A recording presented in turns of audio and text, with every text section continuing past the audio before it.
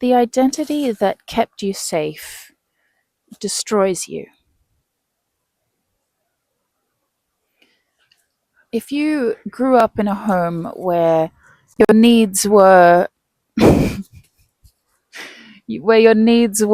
unimportant or annoying, you learn not to have needs or to pretend that you don't have needs, to have this stoic front as though you don't need anything from anyone because you're just so cool. I used to do that.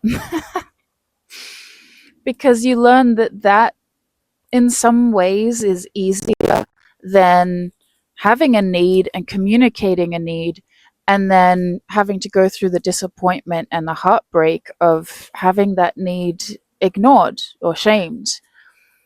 And if you grew up in a home where your needs were not just unimportant or annoying, but your needs would be punished, even just communicating a need would be punished. You learn that not only are your needs annoying and unimportant, but it's not safe to even have needs.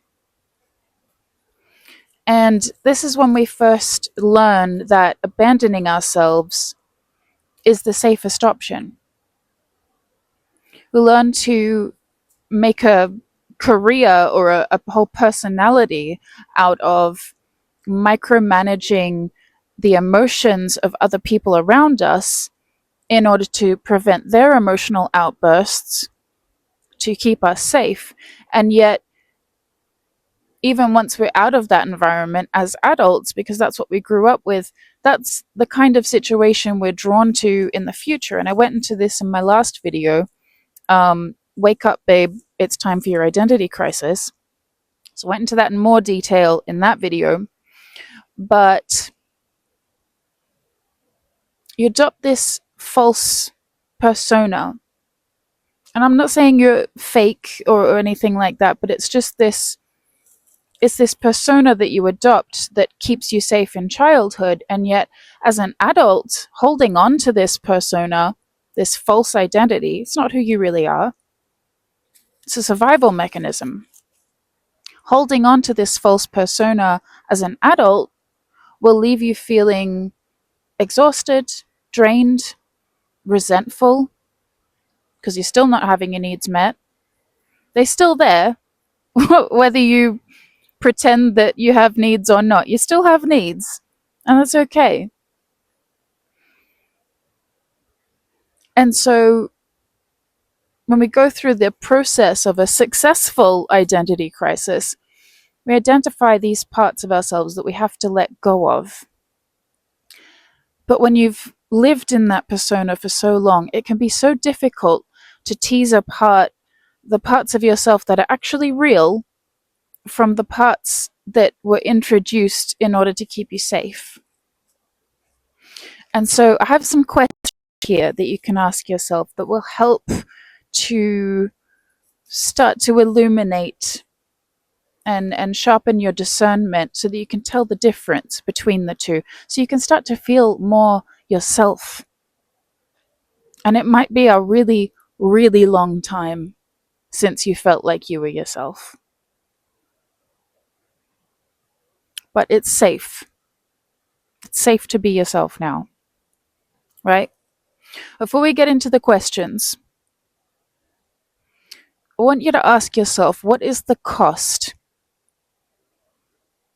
to you and to people around you of not asking these questions?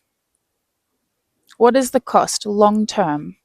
I know it's uncomfortable short term. It's extremely uncomfortable. I would even say painful. But what is the cost long term of carrying on the way that you've been going? Imagine getting to the end of your life. You're in your 80s, 90s, you're in your twilight years, and you're looking back on your life and thinking, oh my God,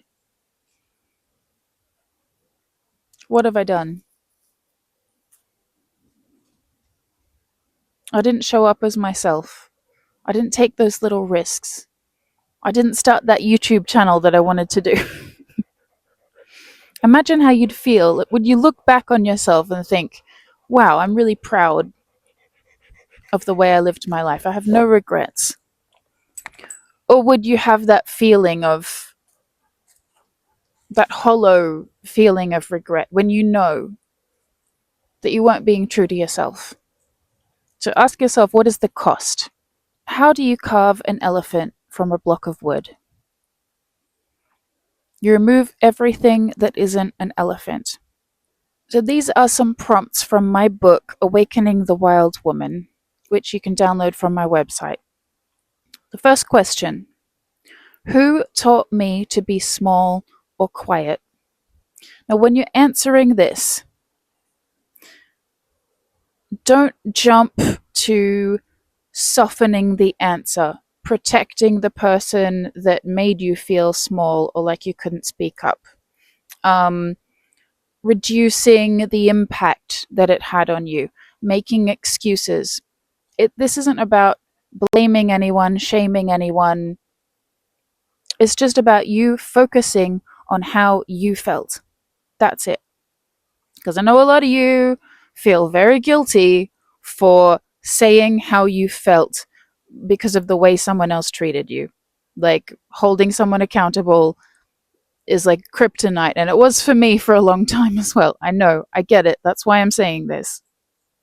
So just tune into how you felt and don't think about the other person, why they did it. Well, it's their childhood trauma before them, and then their parents, and then their attachment style, and they were going through this. Stop. Just focus on yourself. So, who taught me to be small or quiet? If I, this is the second question, if I unearthed a forgotten bone of my own story, what would it tell me?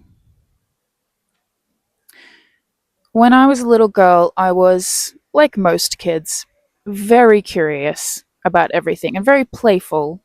I had to understand everything about how things worked, especially animals. I always loved animals. And for some reason, I went through a phase I was obsessed with Greek history. Don't know why. And I was just always very playful. And over the years, I had that very heavily criticized and sort of beaten out of me. And I was told that my feminine traits were silly and frivolous, and that the real world would chew me up and spit me out. It's a direct quote. Um, and I was told that my sensitivity was weakness. And so I just learned to shut all of those things down, and I became extremely dull and serious and overly intellectual all the time. And there's nothing wrong with any of that, but it wasn't me.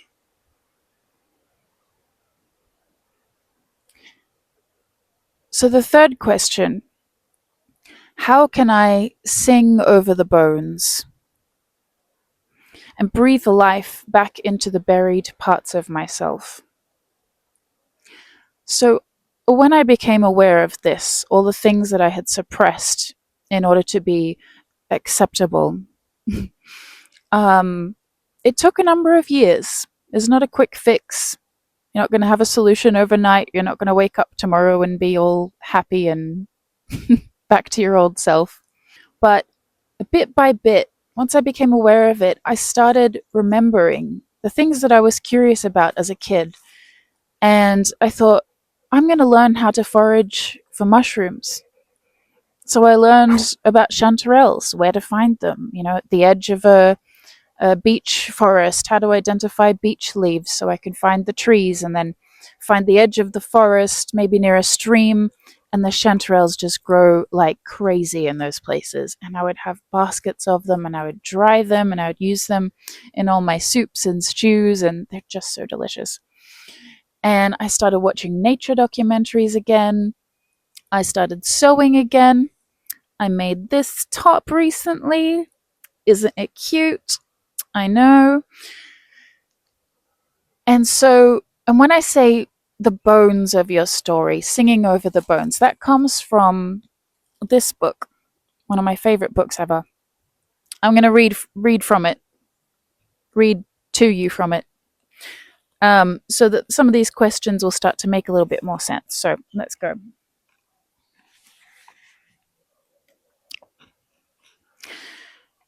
There is an old woman who lives in a hidden place that everyone knows in their souls, but few have ever seen. As in the fairy tales of Eastern Europe, she seems to wait for lost or wandering people and seekers to come to her place. She is circumspect, often hairy, always fat, and especially wishes to evade most company. She is both a crower and a cackler, generally having more animal sounds than human ones. The sole work of La Loba is the collecting of bones. She collects and preserves especially that which is in danger of being lost to the world. Her cave is filled with the bones of all manner of desert creatures, the deer, the rattlesnake, the crow, but her specialty is wolves. She creeps and crawls and sifts through the montañas and arroyos, looking for wolf bones, and when she has assembled an entire skeleton, when the last bone is in place and the beautiful white sculpture of the creature is laid out before her, she sits by the fire and thinks about what song she will sing.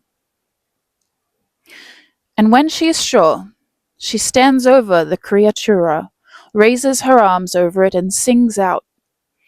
That is when the rib bones and leg bones of the wolf begin to flesh out and the creature becomes furred.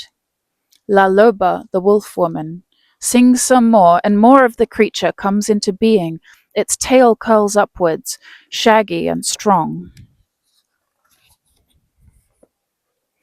And La Loba sings more, and the wolf creature begins to breathe.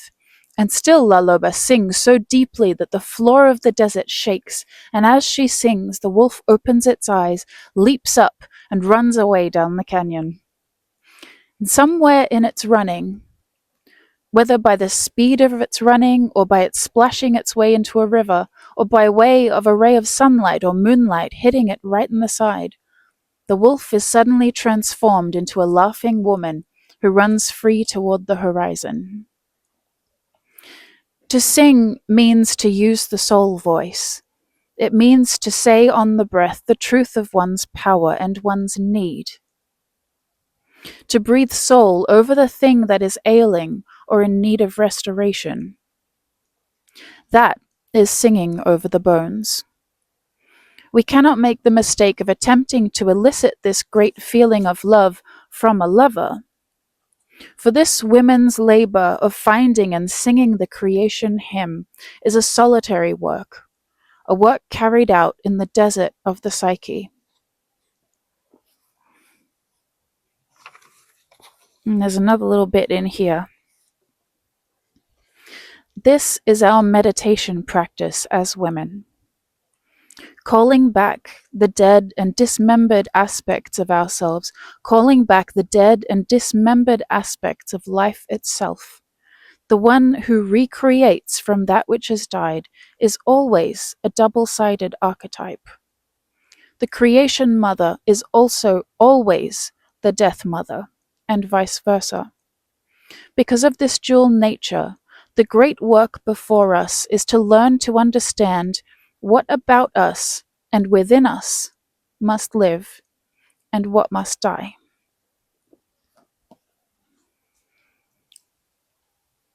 So that's all I have for you today. I super recommend reading this book because more of my ramblings will start to make sense if you've read this book. It's amazing.